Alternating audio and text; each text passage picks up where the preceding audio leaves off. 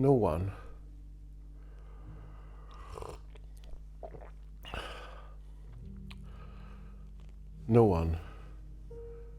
comes back to open the door. No one. It's a strange sensation. But my guess is that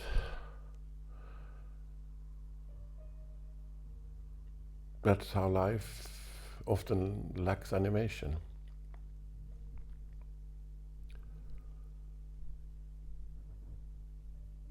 Somewhat numb. A little bit past tense. As if belonging to another season. Yesterday life.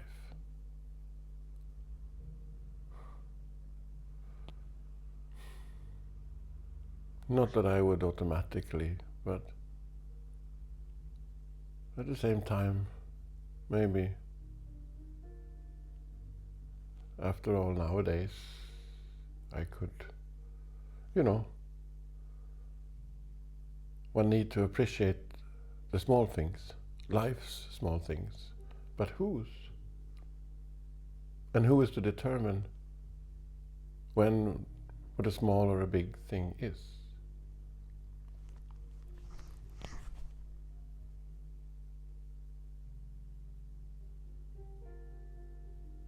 Are things for free smaller than things that come with a price?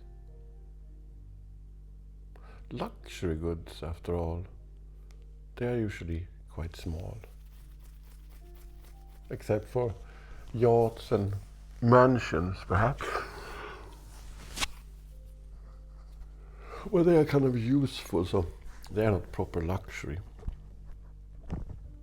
It's interesting to observe how luxury items entertain an almost exclusively excellent position regarding secondary markets. One would think to obtain something that the moment when you have it in your hand, it immediately loses value in the flash, in comparison to a diamond necklace that no matter what maintains its value for generations. or an exclusive apartment, a luxury condo that the real estate broker have convinced you will double its value in a flash. But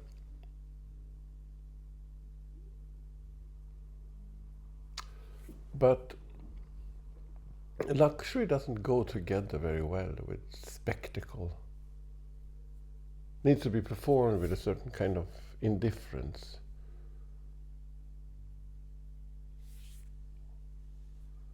Je ne sais quoi. I couldn't. Things for free often attracts less attention. And is that what makes them small? But somewhere it flips. Somewhere a gift, for example,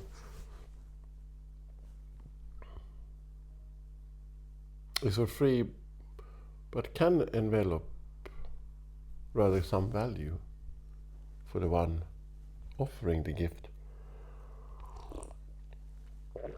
Certainly, it can be connected to large efforts and sacrifices, perhaps. But the moment when the gift is passed, its value has to be neglected or overlooked. A gift cannot be passed with a an assumed understanding of and expectations regarding gratitude or a payback. But equally, for the one receiving a gift, it can't be returned.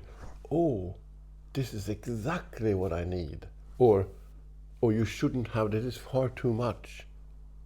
No, the gift cannot. It is first when the receiver and the gift, so to say, develops a relation that the gifts, that they generate value together. Children is maybe the best and the worst example. They are, after all, for free, and the production value is rather low, if you know what I mean. And still, life's biggest gift. And they certainly don't come with a return policy. And it doesn't seem that it matters how many either. It's like practice doesn't wear out the uniqueness of either of them. Does small or big have to do something with duration? The wristwatch inherited by the son from the father, who in his turn inherited it from another generation.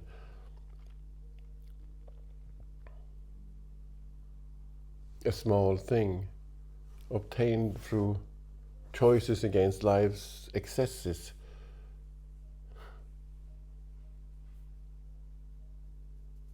Whispering about the value of commitment and loyalty.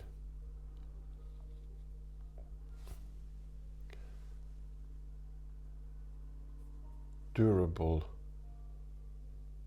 And yet holding and presenting life's lack of permanence. The inherited wristwatch is a small and big thing, and a big small thing. A small, big, small thing and a small, big thing, but never a thing in between.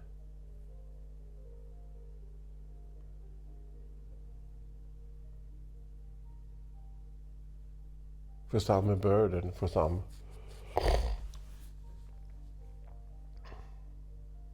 a vital sign of continuity. At some times, at some moment, quite commonplace, but nowadays who keeps a job for several decades?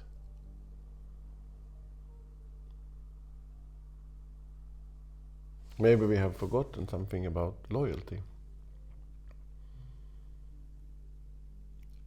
Perhaps there is, maybe society has brought us to a place no more compatible with commitment. Or maybe it's just capitalism that has grown so greedy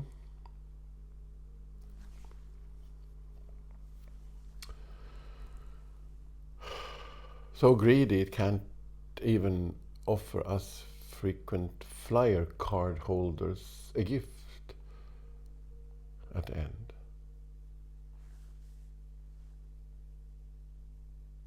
She gave me a kiss. A kiss can be a really tiny thing, but a certain one can define one, two, or maybe even several lives. And after that first one, we couldn't stop, or they couldn't stop. And still that first one, kiss, pays the bills for all the following ones.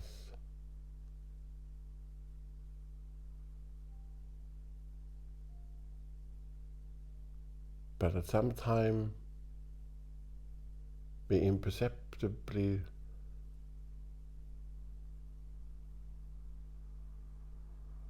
ran out of.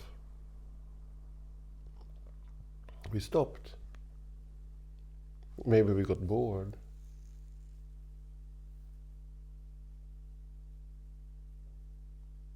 We started sleeping back to back. Perhaps we became too self-conscious about possible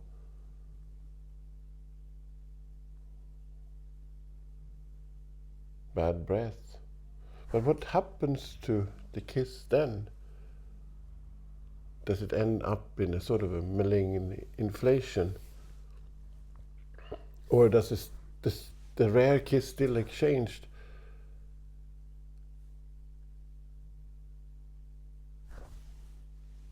grow exponentially in value and become something big?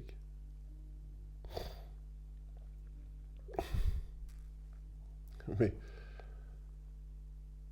remember our first kiss, maybe not the first one, or maybe several, the one behind that surprising one. I really didn't see that coming.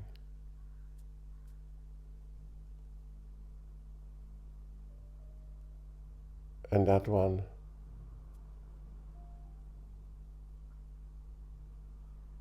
the one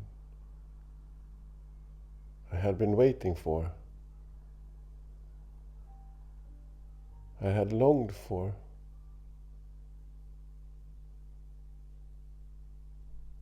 so long. Some a little bit disappointing. Yeah. Maybe mostly because of oversized expectations due to a little bit too vivid fantasizing. And then that one.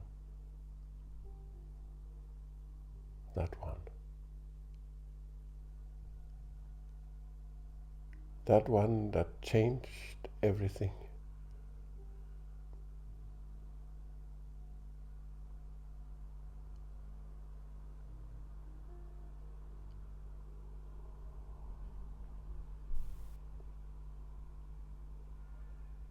God welcomes us all. His house is open to us all, everybody, sinners, criminals, and liars included. And then we are supposed to cultivate our relationship with God.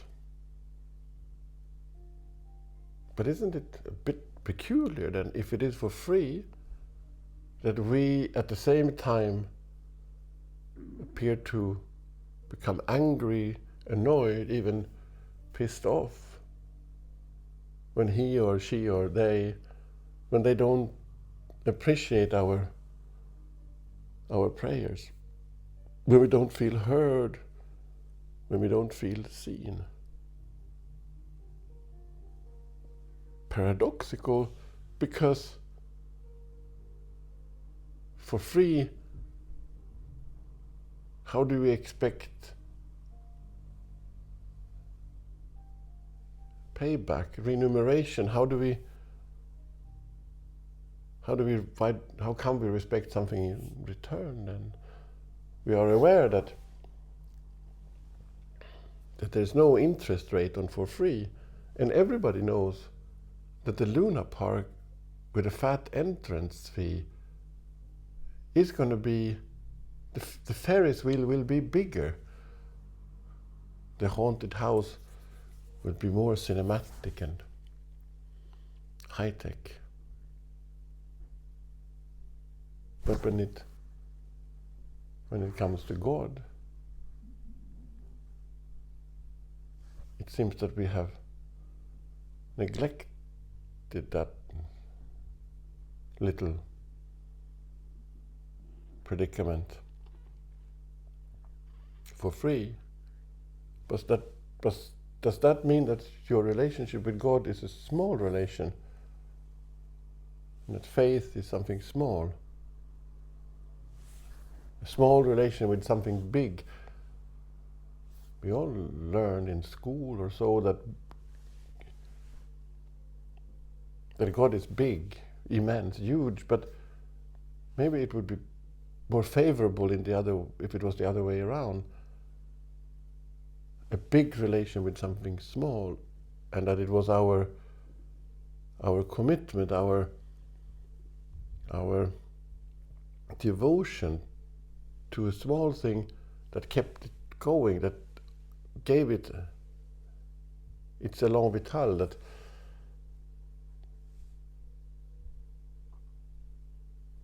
made,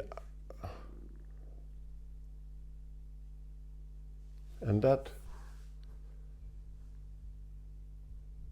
she asked me to hold her hand.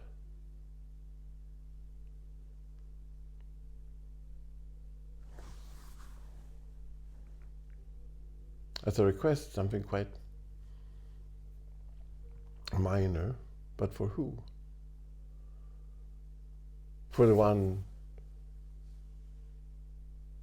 being asked, it might be close to nothing. Of course you can hold my, but obviously no problemo. But for the one asking, it might be connected with something quite something. Overcoming shyness and most of all, mastering the courage to. It must have been towards the end of May. That's when she asked. Quite some courage to overcome the possibility of being rejected. And evidently, the response can change the course of 2 lives to come.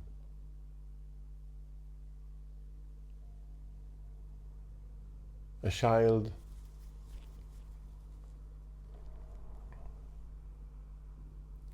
who slips its hand into mine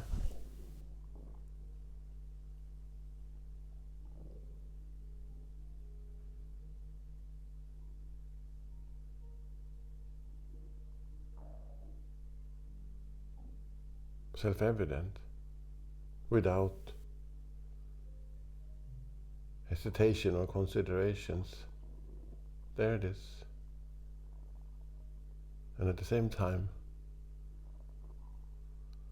something quite overwhelming. As a gesture,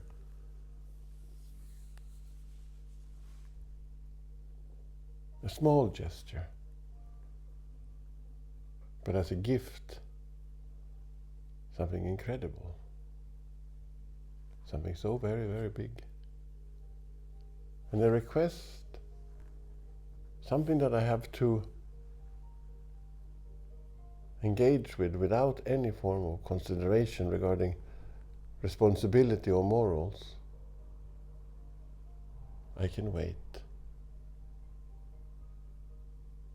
I can wait.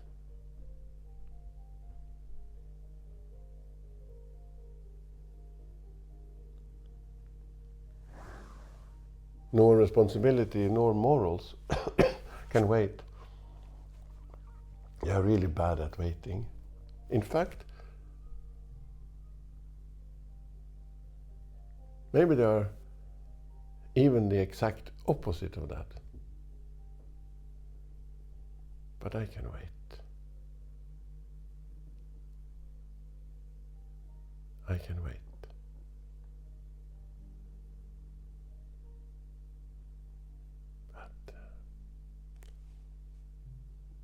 at the end of the fence. I can wait.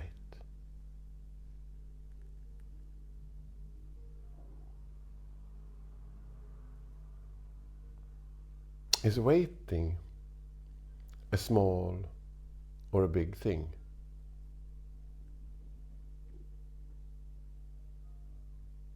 For the bus,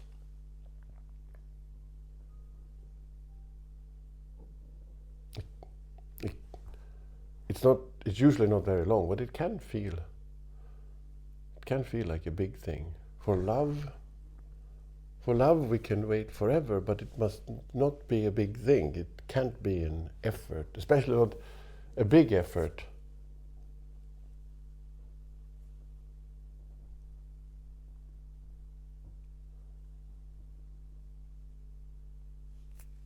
Because, I mean, if it's love, and that cannot be an effort. And if it's felt like an effort, maybe it's nothing else than a bus being really delayed.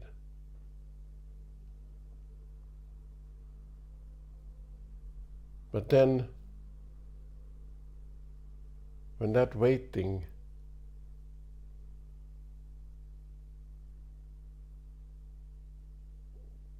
that must not be an effort, but a little bit whatever, and practiced with ease, comes to an end, does it change from big to small, or is it then like, yeah, that was that, now let's move on?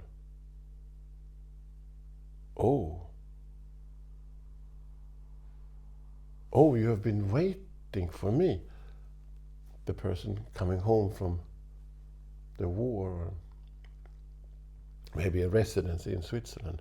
Oh, you have been waiting for me, as if waiting was an effort, as if it was a sign of endurance, almost like waiting became something competitive. And then later in life, maybe this is the third time you're waiting, is that then you competing in a triathlon? Maybe anticipation has something to... Maybe anticipation plays a role here too. And then there she or he is. What happens with the waiting then?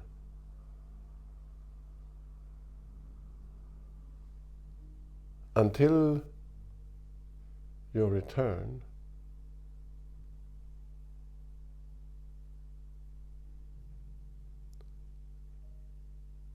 I have counted the days, the hours, the minutes. I have with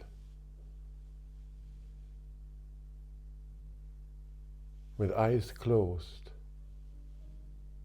lain sleepless, wondering, longing, worrying, and fantasizing about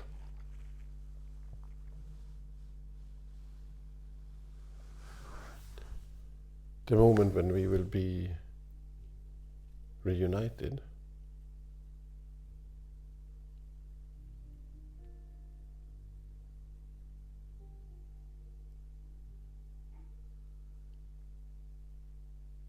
But what is that time? What are those feelings, those emotions now? They must be nothing now when you are back. They can have no value. And still, all I had when you were away was the waiting and the anticipation of your return.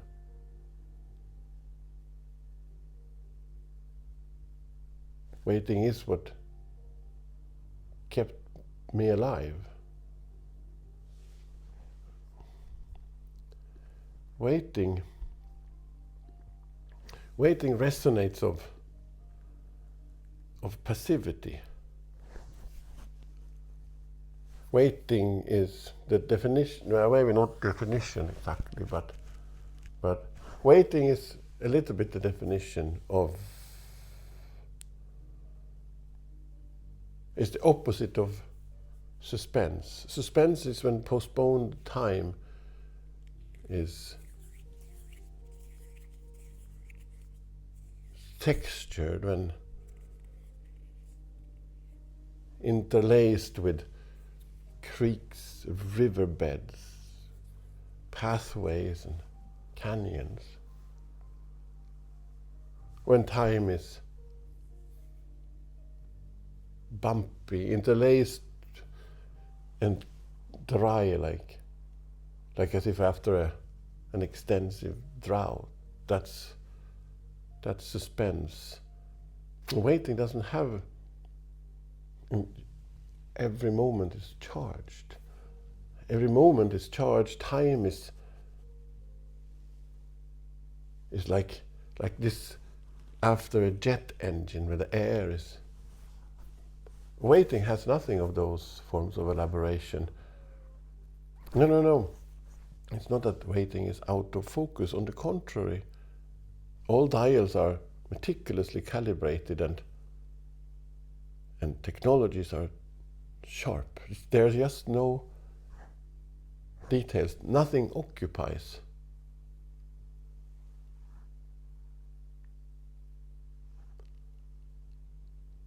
And perhaps that's why people tend to have a cigarette when they are waiting. A way of reinstalling details.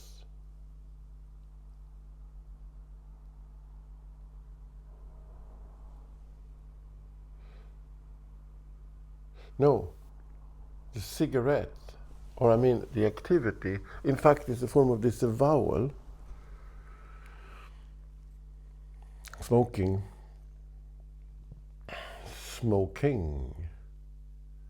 as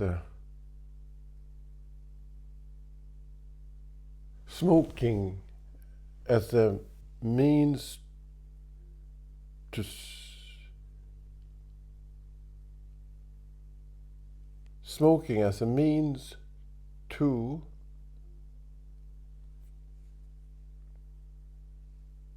substitute. Smoking as a means to substitute the lack of details with manufactured ones, even though knowing that that's the very function of the cigarette.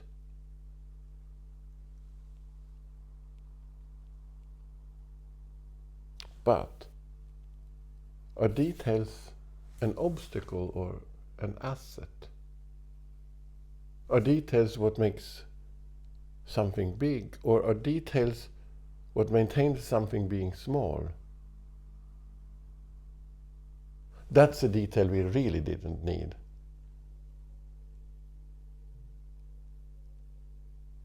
But are any details necessary, or are they the details? Are they there to ensure that possibilities are still at hand?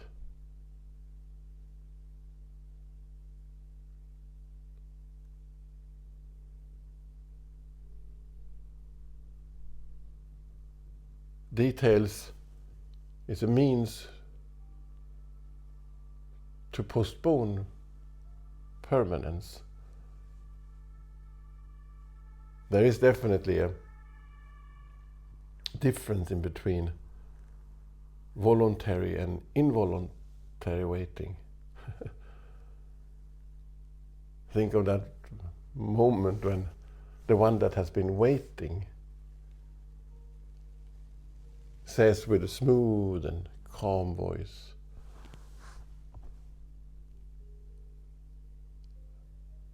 after all the time I waited for you, how could you? What do you do with such an accusation? Really? maybe it's not one of those days when you're not at your best, and perhaps it's not the moment when you ping pong the comment back with I didn't exactly ask you, did I now? I don't know.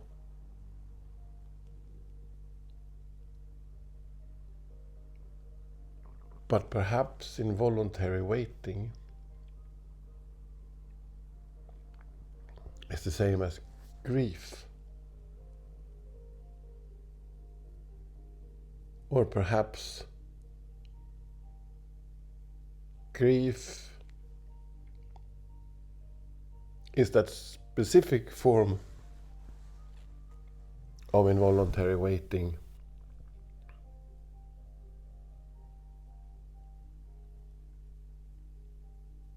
when you can't stop waiting,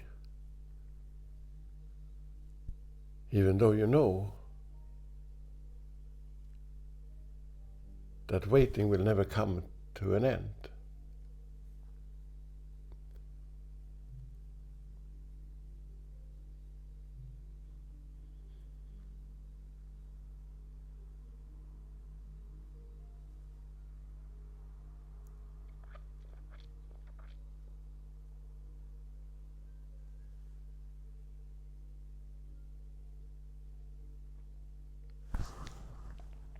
Grief is waiting without destination. Grief is life in which details have been veiled. You can still sense them, but through a thick haze, or as if you were wearing really, really thick gloves.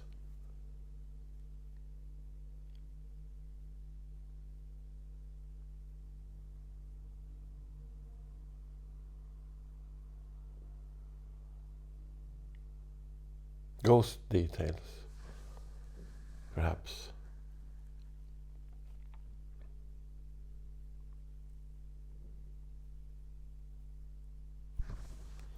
For every moment lived,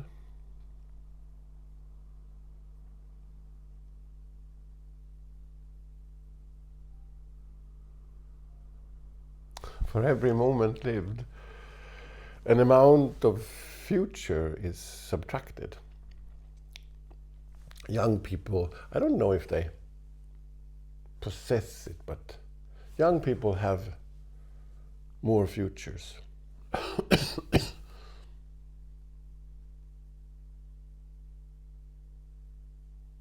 To come to terms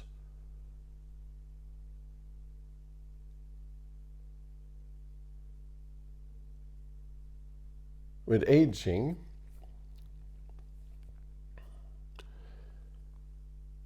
means to befriend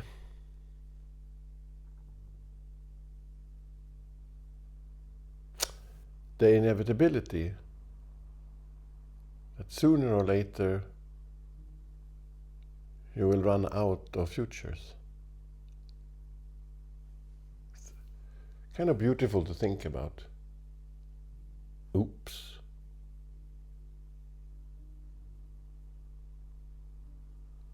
My stack of futures at this very moment came to an end.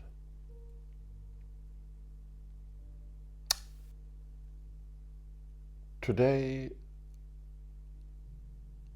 I turn the last page of my book of futures. And it is time to me to bid you farewell. I'll stay put.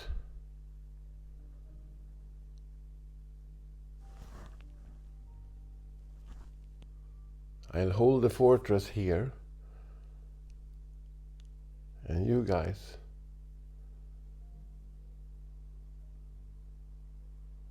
You move on. You move on and pursue your futures to come.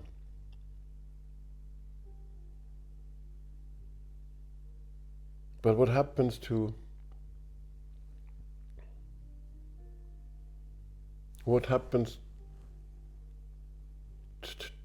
unlived futures? The futures are those that died prematurely, or what we call ghosts. Perhaps the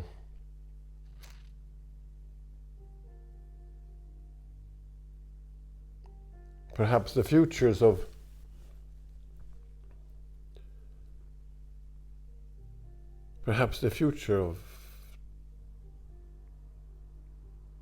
all those that weren't allowed to see their stack of futures come to an end.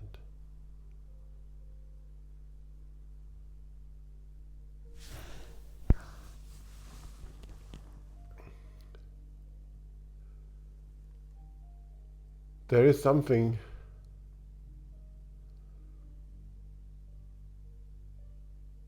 that mustn't be allowed, that can't be allowed even when asked kindly. Even when asked kindly, we aren't allowed. Even if I asked so kindly, even if I asked so many times, there is something we are not allowed, and that is to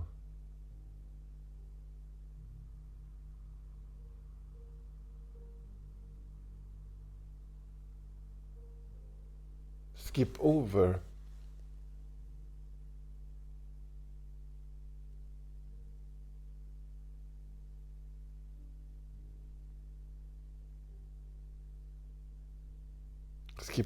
a part of the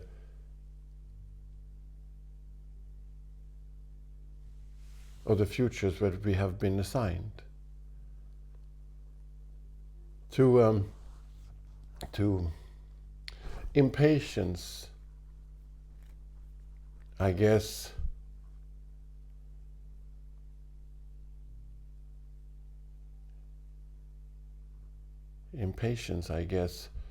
precedes the moment when you come to terms with the fact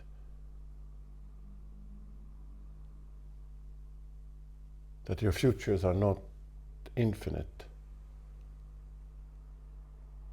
The moment on the phone with whatever, who knows.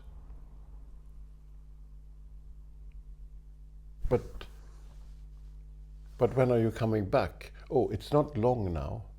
I'll be there in 2 days. And the person on the other side, the other end of the line, responds, but I can't wait. I really can't wait. A strange thing to say, isn't it? It feels good for sure. But still, and in a way you ought to, even though everybody knows that in fact you can wait. Like, you won't die, you won't disintegrate. And if you did, the waiting would be in vain in the first place. And actually, it mustn't and it can't be anything else than a delight, because what you're waiting for is an extraordinary someone or something.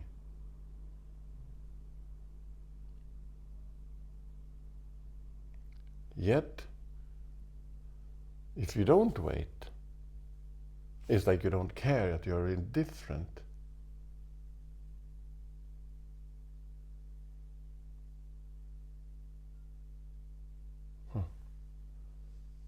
An intricate twist. Moments when waiting grows and grows, outgrows big and small, and turns into overwhelming when, for example, you are waiting for the outcome of a job interview, or maybe even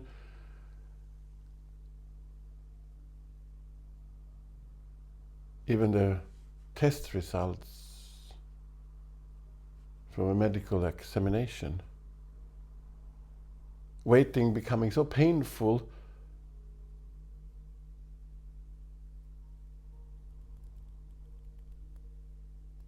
that it's a relief even when the results are negative, or when waiting for a crush to show up at a date. Waiting in a second turned into awkward silences and staggering conversation.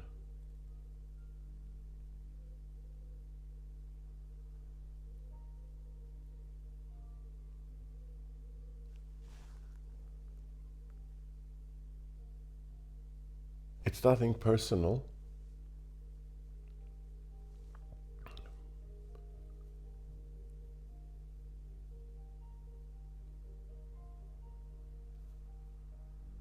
But I believe I'd prefer if you're a little bit more late. Because as long as you didn't arrive, you and me,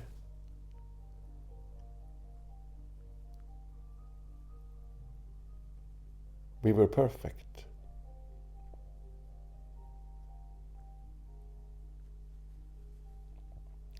We remember the first kiss, but I wonder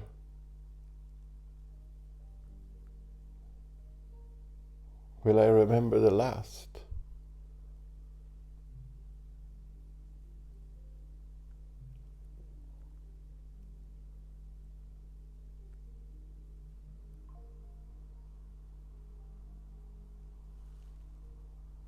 Will I?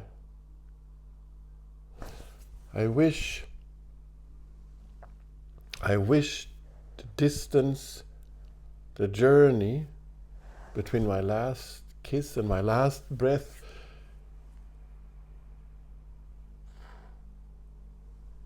isn't long enough to get lost. I wish the time between my last kiss and my last breath is not long enough to exceed the limits of remembrance.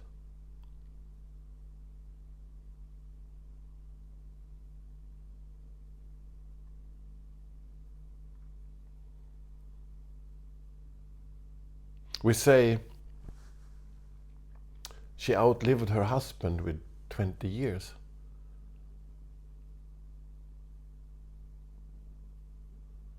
But do we also then say she endured life for 20 years without the luxury, the joy of placing a kiss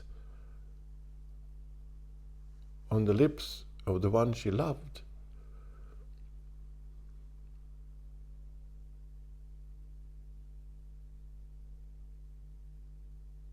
Or for that matter,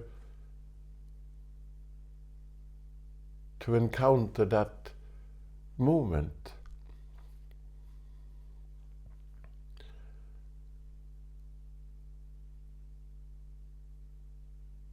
when making oneself available, that short moment, when making oneself available to be kissed.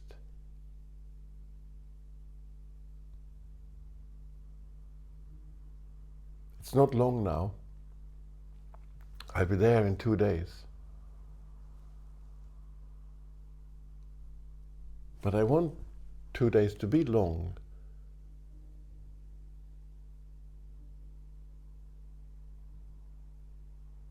Because when you are away, life is filled with a gentle glow. When I know that you will arrive, it makes me feel brand new, or like as if I feel like freshly brushed teeth the whole day long. It's when I don't know that I suffer. And sometimes I stay in that state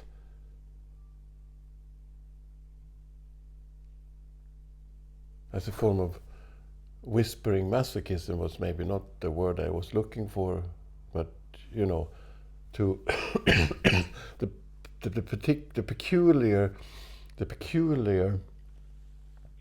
the peculiar enjoyment of subjecting oneself to doubt.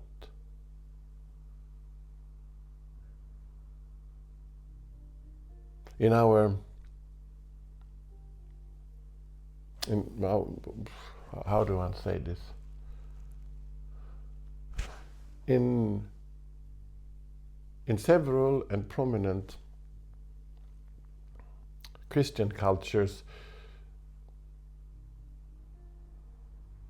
grief is carried by the individual.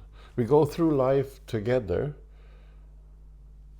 but when it comes to grief, you're on your own. I'm certainly not an expert, but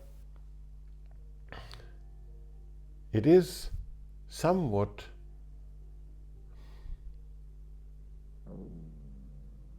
unfair, maybe even stingy. Think about it. As the very last thing we do in life, the very last thing, we're obliged to appear in court, to be evaluated and judged by God.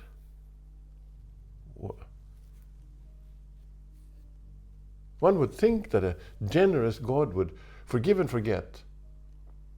Maybe not forgive, just forget. Forget in a cheeky, sort of under the eye kind of way.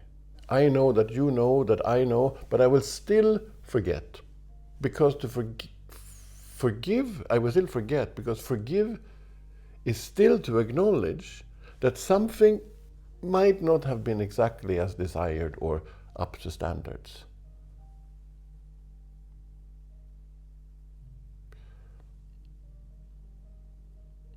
The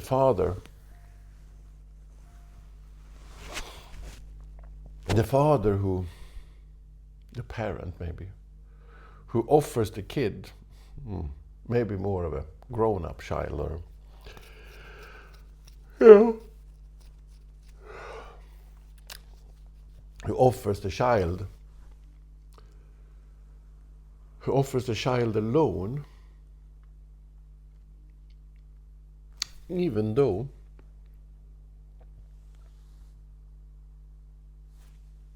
possessing the assets and having absolutely no intention of using them.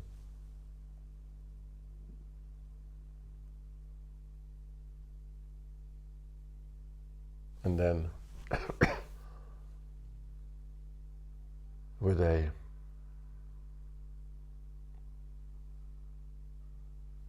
an offhand comment, you have to make yourself worthy, especially at the very end of life. Up there, the very end of life, you have to make yourself worthy. How is it that we say you learn from your mistakes? What a disastrous morals that is. But perhaps it's not much better. You learn from what you forgive.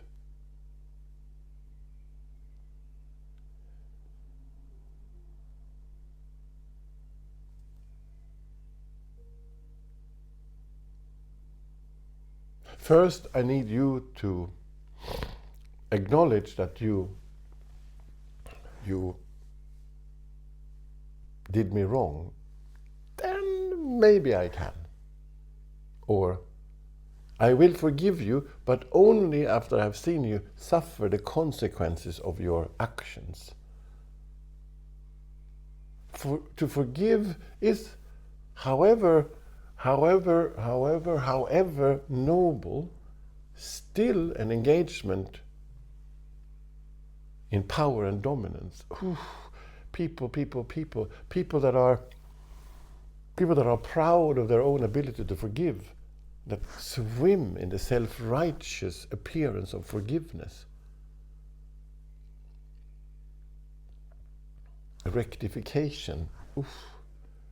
What an awful thing. And fully proprietary. No, to forgiveness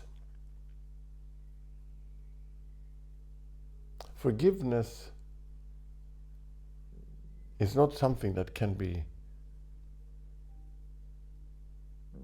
practiced privately, in private. Forgiveness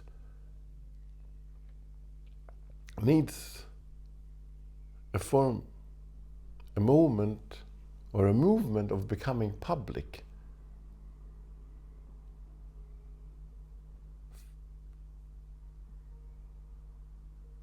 To forgive is not a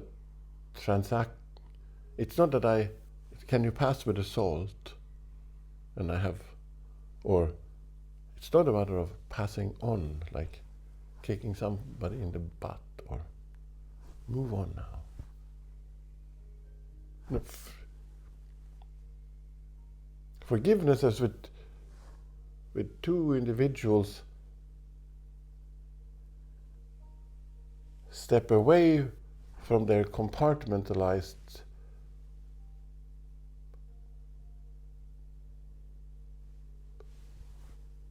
personalities, step away from their subjects and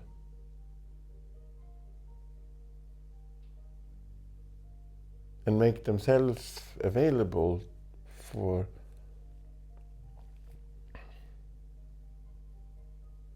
not only to their own path, but become available vis-a-vis a landscape.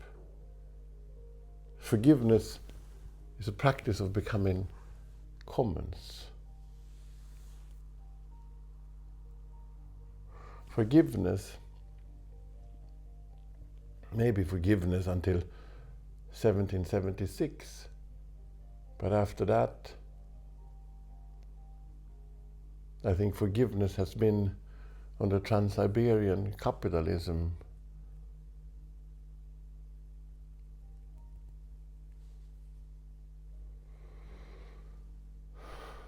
And the arrival,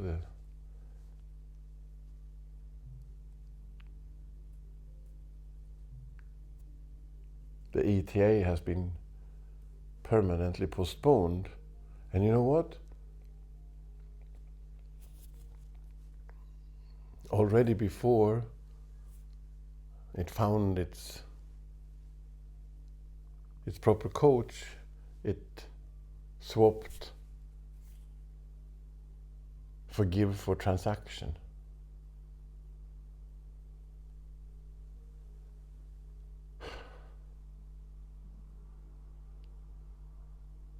Forgive became transaction. The terrifying moment when forgive speaks and what's in it for me.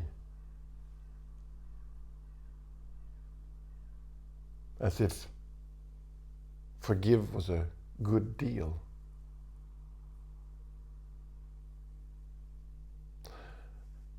I need closure. It's another of those, at least to me, American kind of. Who came up with that? What an awful, awful therapist. I need closure, and then I perhaps can. I need to understand. I need to understand causally, step by step, and then a weird reliance on reason and a very reductive understanding of our relationship to loss and grief and trauma. Are there no other options than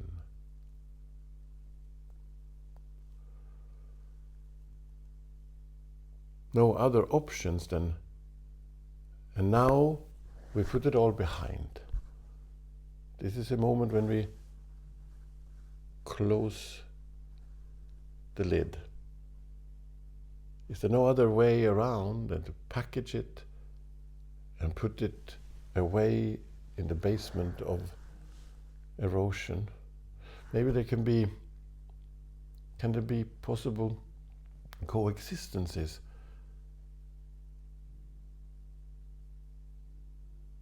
Can there exist a landscape where joy can form a cohabitat with loss and grief?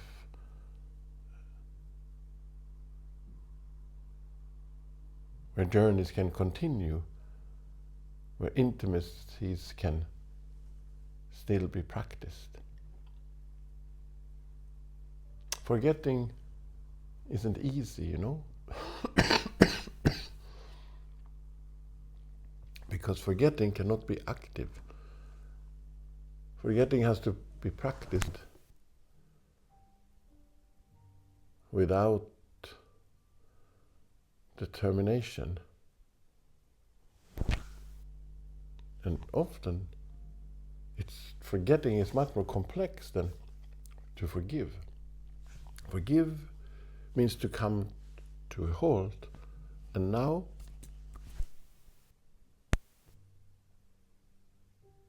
whereas to forget is an engagement with movement.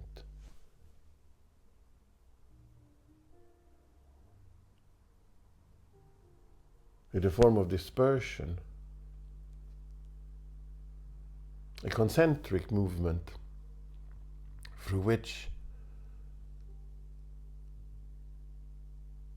details, perspectives, thoughts and irritations can move outwards, away from each other, so far so that at a certain moment semiotic coherence is lost.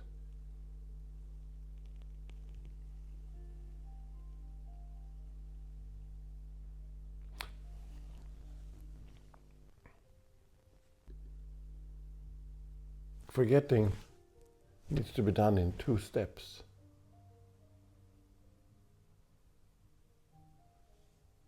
In order for it to pass out, depart from the realms of transaction, it has to be done in 2 steps. First you have to forget, and then you have to forget to forget.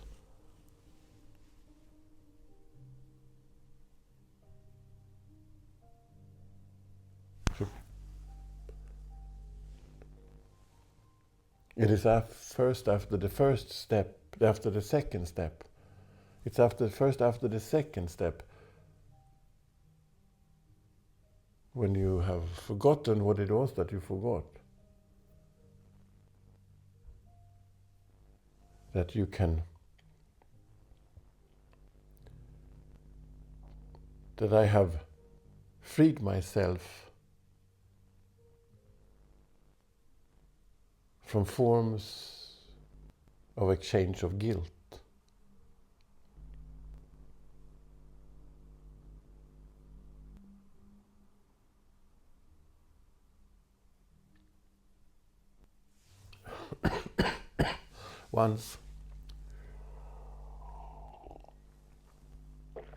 Once I told a friend, maybe more of an acquaintance, a little story about a guy who had a child in the same kindergarten as me.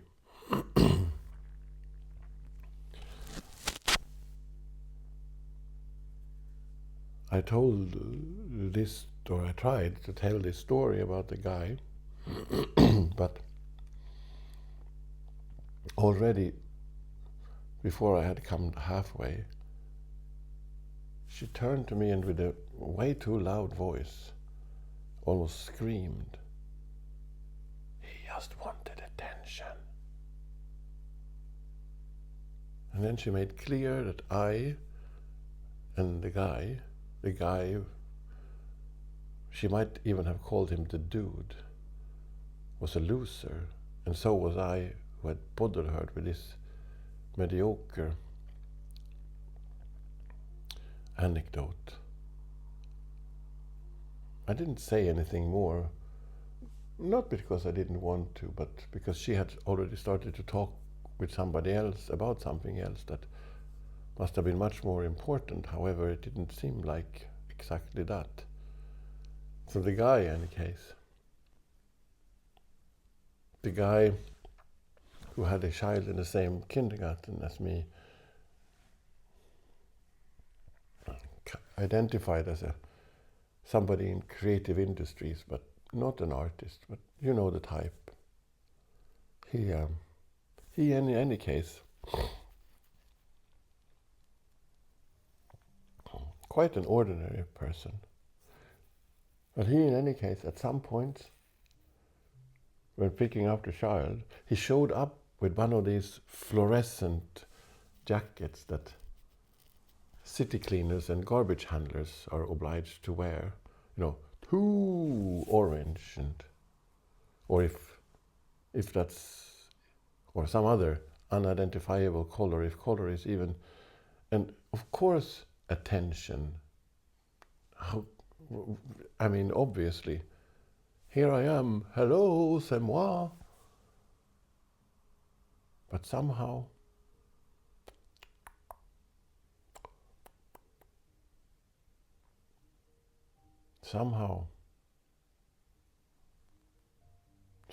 he informed me, or maybe rather made me understand through sort of fragments of exchange, but not really any proper conversation. He made me understand that for him, the jacket offered him a moment of becoming invisible.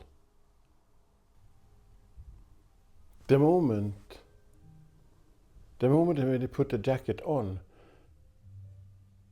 everything that mattered was the jacket, and he, although the jacket was the perfect fit, he completely disappeared. For him, the jacket offered him a form of anonymity.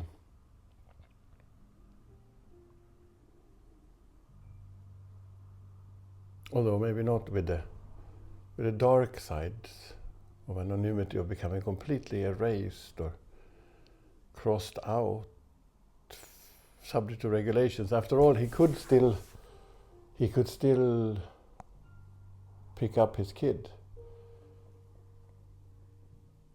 But something had changed. He picked, in that jacket when he picked up the child,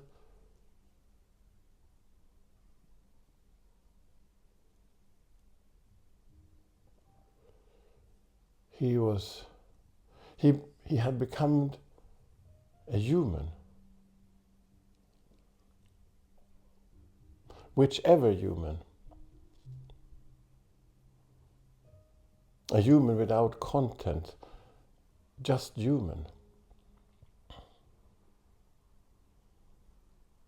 To be anonymous, is that small or big? Isn't the usual understanding, the common understanding that anonymity implies that something has been subtracted, something has been taken away, reducted, or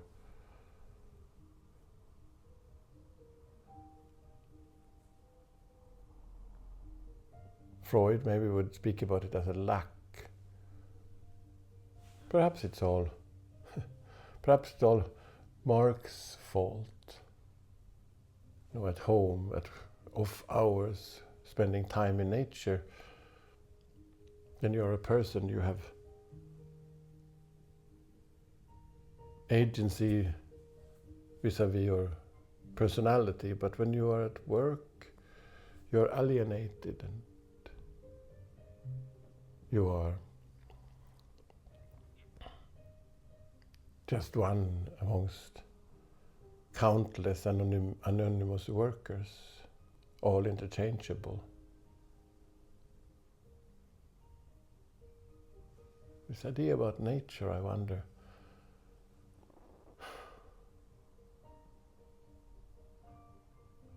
I thought that the point with spending time with nature was that nature have no expectations, doesn't demand nothing from me, doesn't ask for my confirmation. It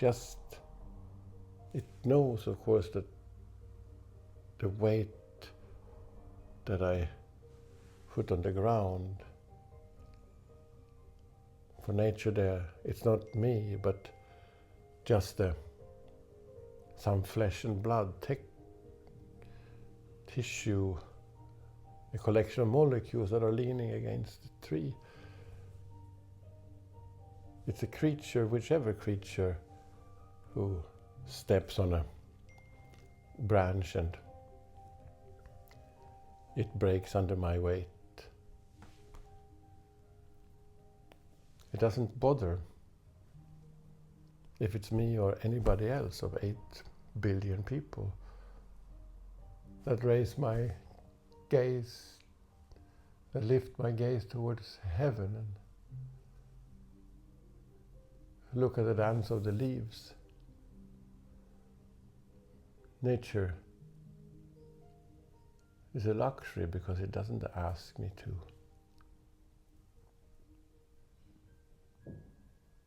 Of course, there is not nature is not a being, it's thousands and millions of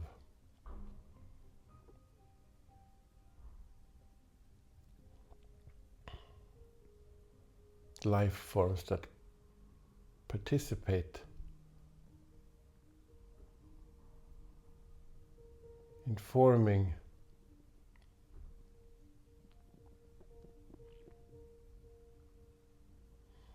shared life paths, but without any form of communality.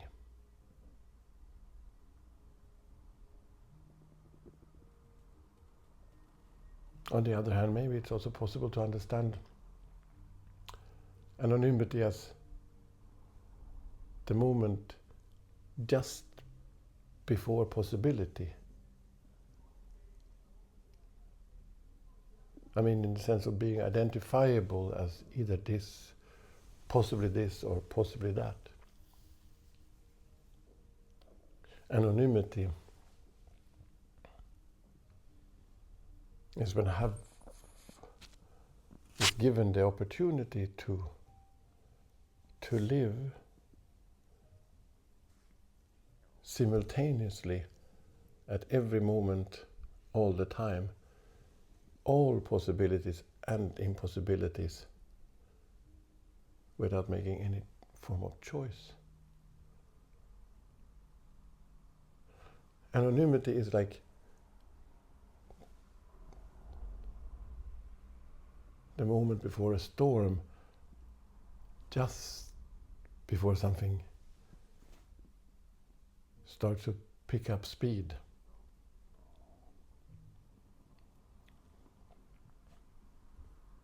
It's neither explosion or implosion. Anonymity is without prefix.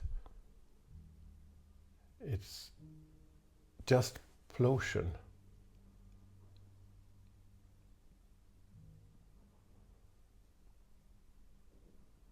When something becomes possible, possibly this or possibly that, necessity is forgotten, crossed out. Possibility is not necessary. Possibility, possibly this or possibly that. Necessity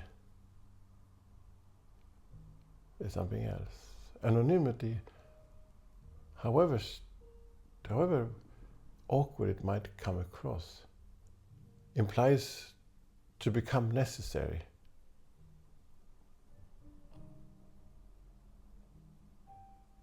But not necessarily this or necessarily that. Just necessary. I can wait. I really can wait. At end of the fence.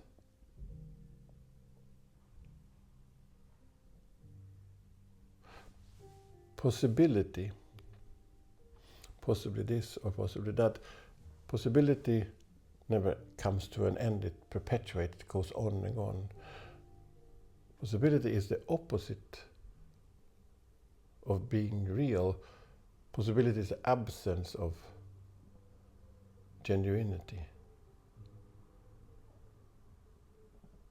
So to be anonymous is to become real.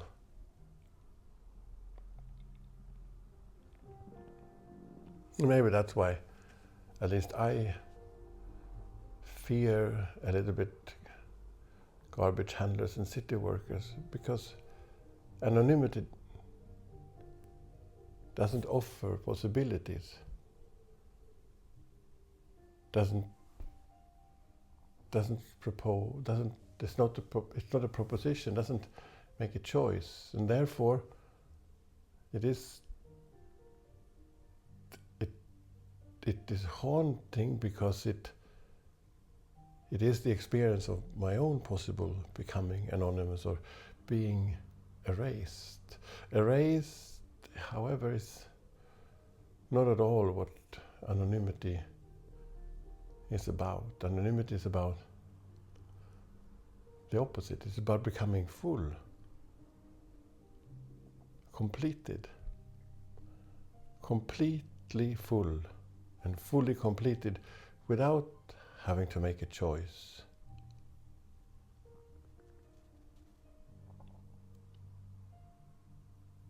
Especially not any choices in regard to something or somebody else. But I wonder, is possibility bigger or smaller or bigger than anonymity? Some say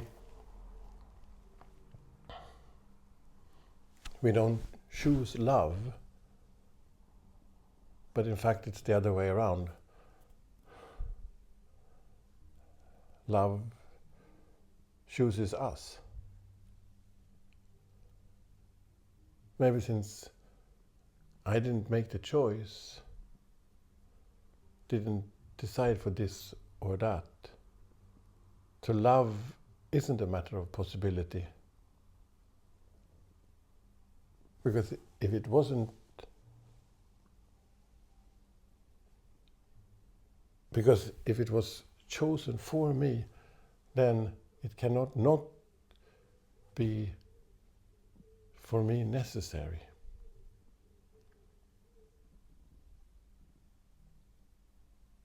So when I say I love you,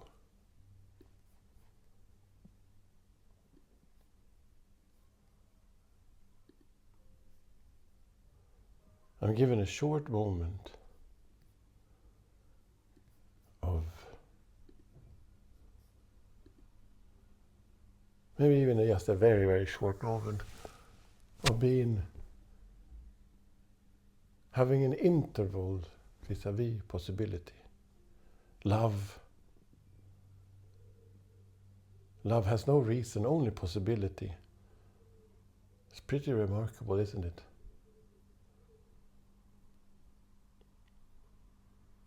That to love, perhaps the most personal thing we humans do. To love is simultaneously something that doesn't and can't belong to us. To love implies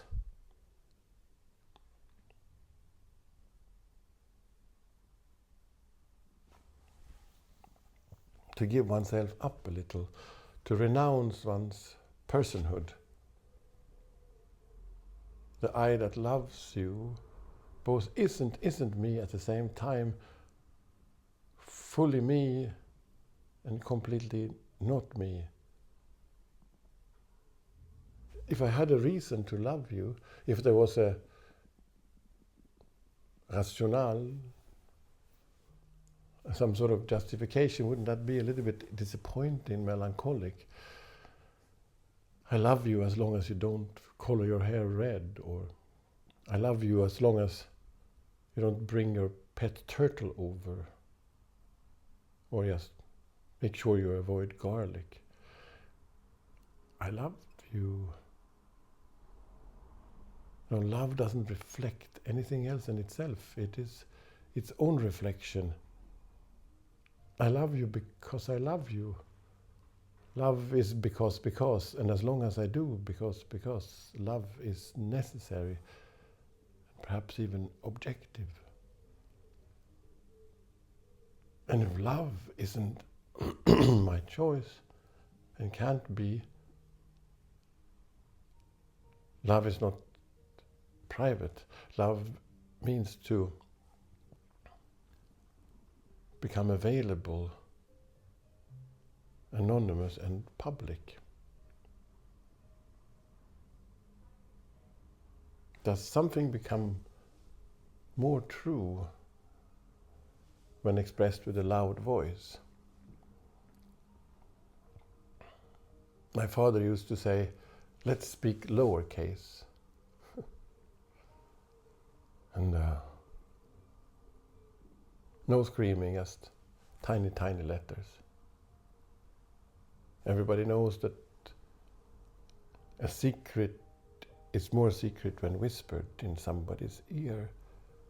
And if something is true, it is necessary and cannot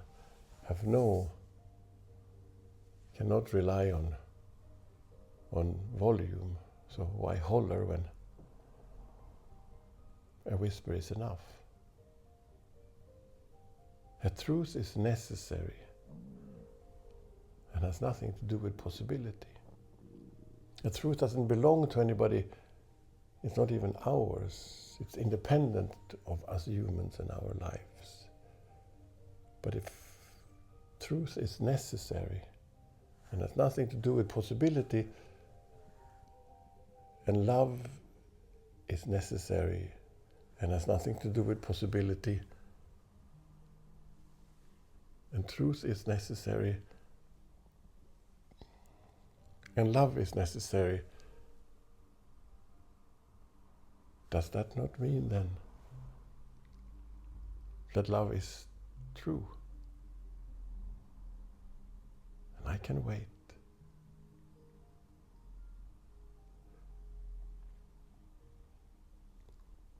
I can wait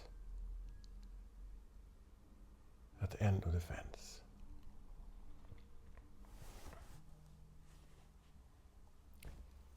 When active,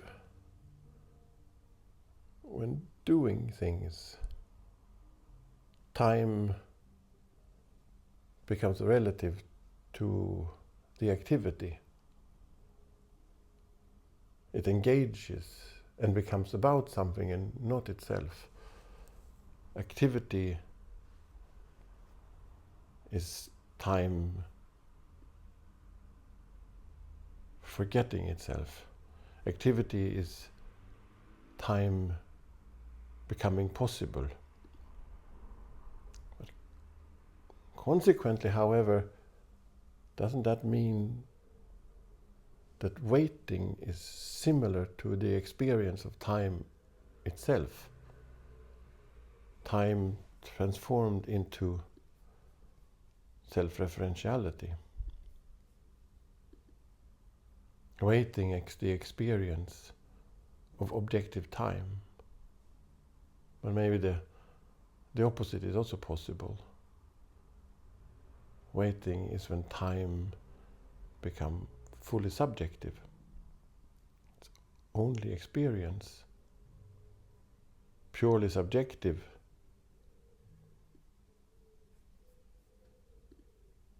And it doesn't stand in relationship to anything else. The cigarette waiting for the bus then is a way of offering waiting a relation. And therefore, the waiting is easily overcome. If waiting is objective, on the other hand, we don't need the cigarette, because waiting transforms into a form of contemplation where anxious anxiety, what should I do with myself, transforms to indifference and an opportunity to become anonymous. And I can wait. I can wait. And no one can show me the way. There's no doorman.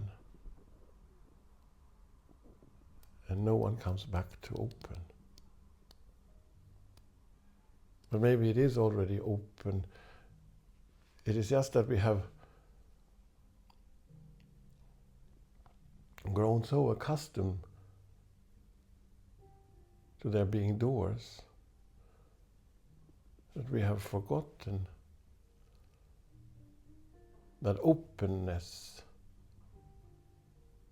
and to be open are two very different things. Forgiving and openness, after all, are looked after.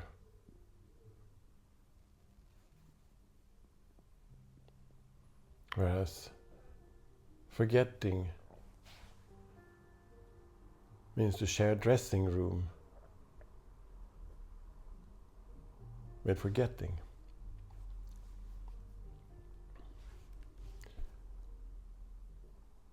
When we hold hands, even just casually on the street, does it necessarily have to signify belonging and speak about confirmation and community, showing that together is strong? Perhaps holding hands can function as something else, or even exist as something else, as a means to stand together, however little we have in common. Because we are just human. Even though I don't know your name or especially because we can hold hands open. We don't need to form bonds. To hold hands, to offer oneself, or to ask for one's hand to be held, implies to give oneself up a little, to surrender and depart from transaction,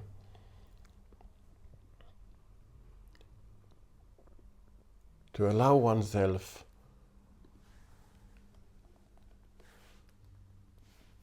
to be with the hope that is spelled forgetting.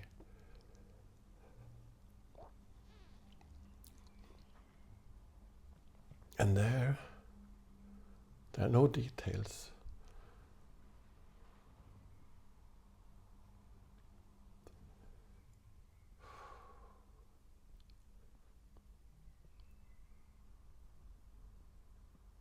There are no details that brings us together or keeps us apart.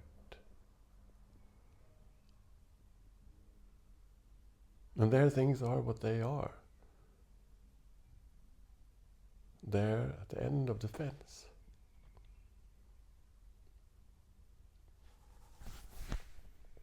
Which, however, is far from anything neutral.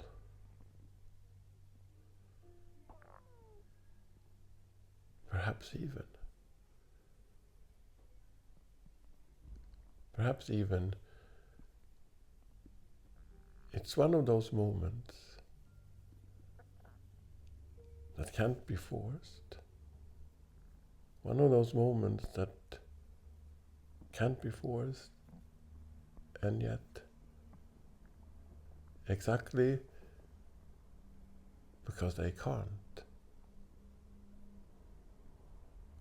are necessary.